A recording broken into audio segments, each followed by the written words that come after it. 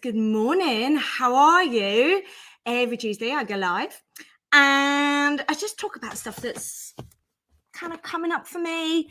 We talk about parenting with our children's mental, emotional, and spiritual well-being at heart.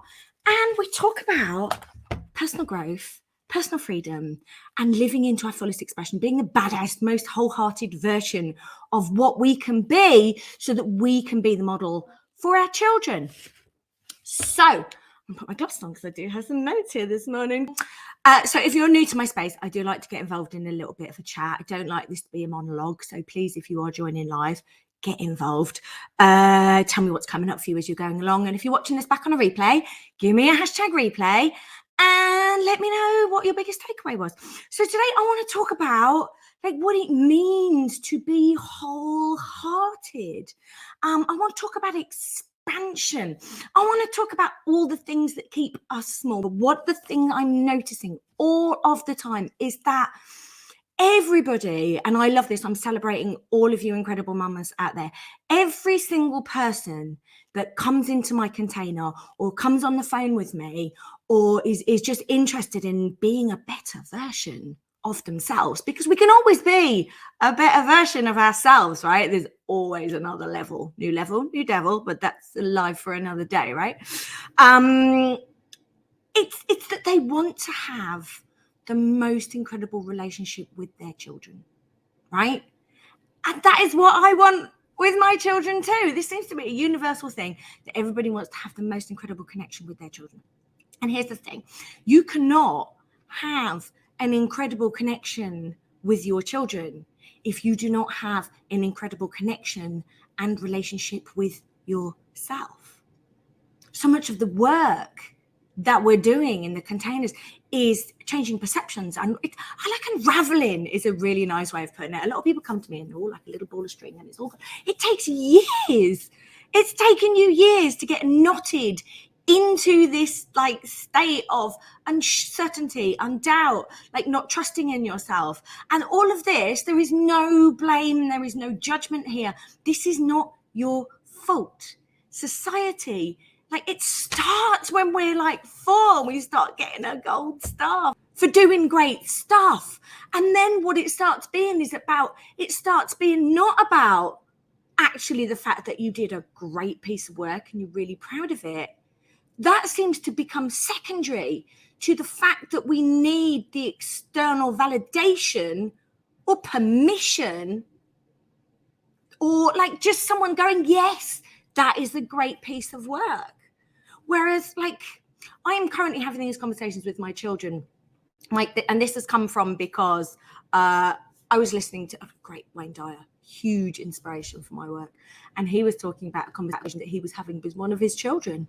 I can't remember which audiobook it's in. I'll try and find out and post it later.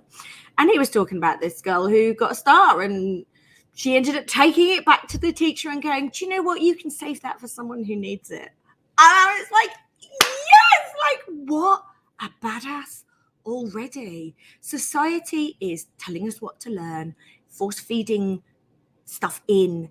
And for me, if you look at, talking about this in my container the other day, the difference between information and inspiration is that information comes from the world of form. It is stuff that is already outside of us that we are putting in. And yet everything on the outside of us is really just a collection of our past thoughts and feelings. The 3D world is the manifestation of our past thoughts and feelings, right? Of other people apart from nature, right? So to be fair, our thoughts and feelings are also having a massive impact on nature, aren't they?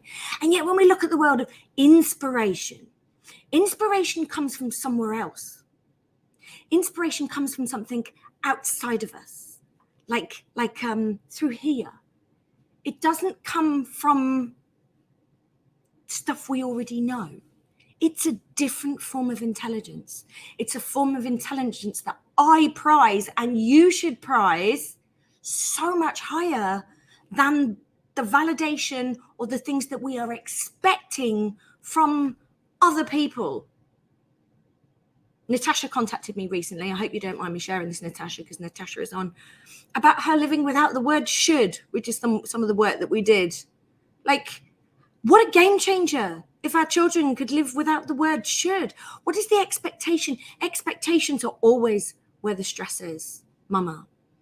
And the problem that I see is that women in particular, mamas, we have built ourselves up into this little ball where we're so busy trying to be everything that we are expected to be: the good mother, the good wife, the good student, the good things. We have to behave a certain way. And yes, of course, there are certain guidelines and manners and, but not at the expense of ourselves. Because the problem is when we start minimizing ourselves for the approval and acceptance of others, which we are hardwired to do for connection, what this means is that we then start creating this false self. And it's the false self that we then, when parents come into my container, that's what we're looking at unraveling. We're looking at getting back down to what is true, what is pure, what is real, what is authentic for you. Living an authentic, wholehearted life. What does that look like? What does it mean? It means we are fulfilled. We are whole, and we all come into the world like this, like a wholehearted, fully expressed human being. Babies do not give a monkeys about expressing how they are feeling. That is a learned behavior. We learn to suppress our emotions. Think about the word depression, right? Depression comes from literally a depressed state where we have suppressed our innermost feelings. And the signs are always there in your life. If you choose to get curious, if you're not confident, when is the moment that you stop being confident? There's a moment, it always comes up in your childhood, which is why I'm so passionate about working with parents and younger children, because you have this opportunity right now to shape your child's mind. They are forming a model of the world that they are going to use to run the rest of their lives on a 95% unconscious basis. Who they are, what kind of person they are they selfish? Are they great at maths? Do they love food? Are they a kind person? All of these projections, which are really just other people's thoughts and feelings, that they are choosing to accept as fact, because they have no option but to accept that as fact, while their subconscious mind is forming before age 7, before a critical factor forms, which I'm not going to go into today because we're not going to have time, because I want to talk about all of the behaviors that are showing up, people who are seeking validation, people who are seeking attention. At what point did you not get the attention that you needed? At what point did you start doubting in your own gifts, talents, and experiences? I'm betting it's because somebody said something to you, something mean, and you started hiding that part of yourself. And becoming wholehearted and stepping into your fullest expression is about undoing that armor. It's about unraveling the ball of string and undoing all of the crap that has ever happened to you, so that you can live in true, wholehearted, non-validated self. And where that starts with self-observation, and it starts with self-compassion. It can be no other way. Now, I was having a conversation the other day, and I was talking about self-care and putting selves at the top of the list, which I'm a big advocate for. And the judgment that I had from this other person was that this, in fact, was perhaps selfish. The fact that I was putting my needs at the top of the list, or even on the list, was considered perhaps selfish. And I just kind of want to dig into that, because as mothers, we are expected to do so much. There is an unrealistic and unfair and totally biased expectation that we are supposed to work like we don't have children, and we're supposed to raise children like we don't work. It's not possible. And the problem is when you try to do things and you're giving everything to everybody, you are going to find yourself depleted, exhausted, particularly if you're having, and I know there are many women in here that either have come from relationships or might even still be in relationships where they're also having to manage the emotional needs of another adult. I mean, this is why we do the work that we do, is because we want your children to become independent. But the problem is if the other adult is not owning their stuff or dealing with their own emotional needs or tending to their own emotional self, to their sense of self, then what happens is women, we tend to be people pleasers, right? I'd love to know from you if you're a people pleaser. Drop me down in the comments below. I did a little post on it earlier in the week, or I did a little question in the tribe earlier in the week.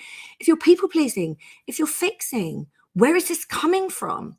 Because the problem is, if you're out fixing everybody else, who is supporting you? Particularly if you're a single mum, or if you're raising children on your own, or if your partners are at work full time and you don't have huge amounts of emotional support. I'm telling you now, your mental, emotional, and spiritual well-being is absolutely a priority, because without it, the projections, the way that you are when you deal with your children, when you have not got your needs met, you know this leads to guilt and shame, which leads to a further hardening or regret, or a further building of a false sense of self to pretend that everything is okay. And you know that everything's not okay, because if you're living with guilt and shame, these are your friends. They're here to teach you. They're here to tell you that something needs to change. I'm inviting you to think about where your desire to fit in is coming from. It's coming from when you are very young and you have a desire to be connected to and accepted by the people in your family. Because without that connection, as an infant, you have absolutely no power or no control, and all of your needs need to be met. You need that adult. And therefore, I mean, I know myself, I know that I would minimize myself. Like, I don't know, I've been told that I'm too much, that I'm too nosy, that I'm too all of the things. And, you know, girls have to be quiet and good. And do you know how many years I've spent undoing that needing to be the good girl, the needing to be quiet? I'm not quiet. I have opinions. I have things to say, which is why I love coming on here, because my children don't have to listen to me all the time. And it requires us to dig into those stories and understand which ones are actually ours, which come from an authentic, wholehearted place, and which ones are other people's, and then be hugely intentional in how we're showing up with our children, which is what the Fear to Fierce experience is about. So I'm going to leave you there today. I would love to know your biggest takeaway from today. What is the thing that has come up for you?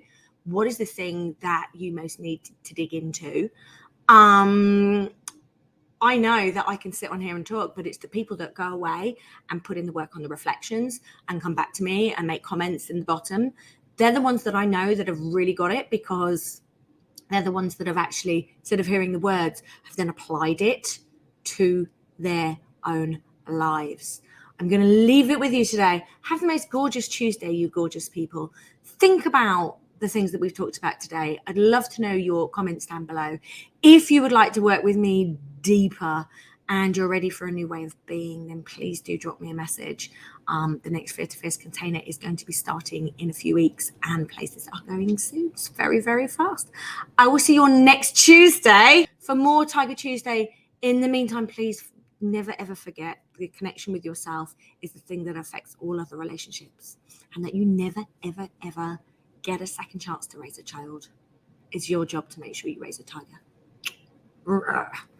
Stay fierce, you gorgeous humans.